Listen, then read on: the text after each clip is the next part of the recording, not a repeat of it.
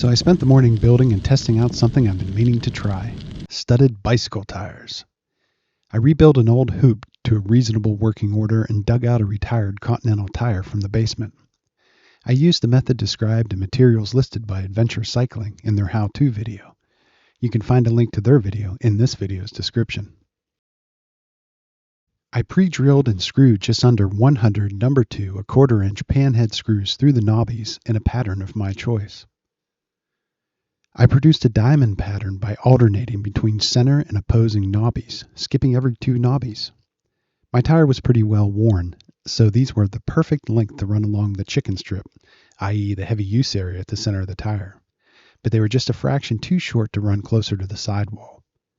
If you're planning on doing some heavy banking and cornering, you might want to go with 3/8 inch. Your choice.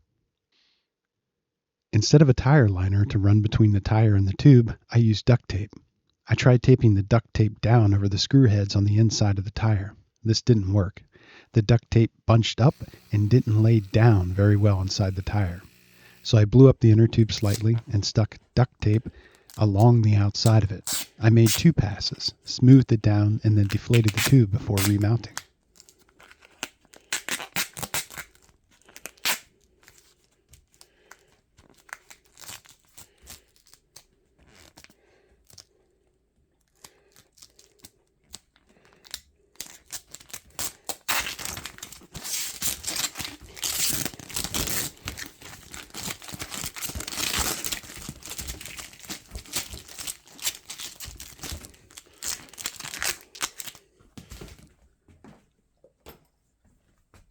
Just be careful putting the tire back on the rim. The screws are sharp. I took damage. The build, however, turned out great. Of course, I had to test it. I thought it was wonderful and passed with flying colors.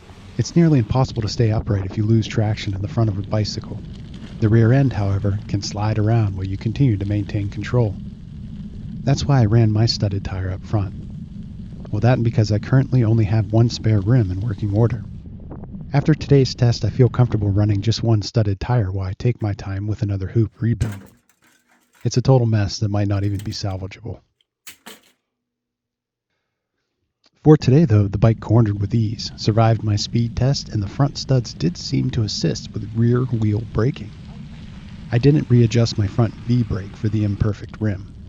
Hey, back in the day, bicycles only had 1 rear brake anyway. I'll probably leave my front disconnected for quick swaps in these changing weather conditions. Adventure Cycling's video is over a decade old, but I give their build a 10 out of 10 and 2 big thumbs up. Give it a try this winter. The cheapest pre-built studded tire I could find was nearly $100 per. 100 panhead screws on Amazon were $7. You could swap them out 14 times and still not hit the cost of 1 pre-built studded tire. Happy winter riding. Thanks, Adventure Cycling.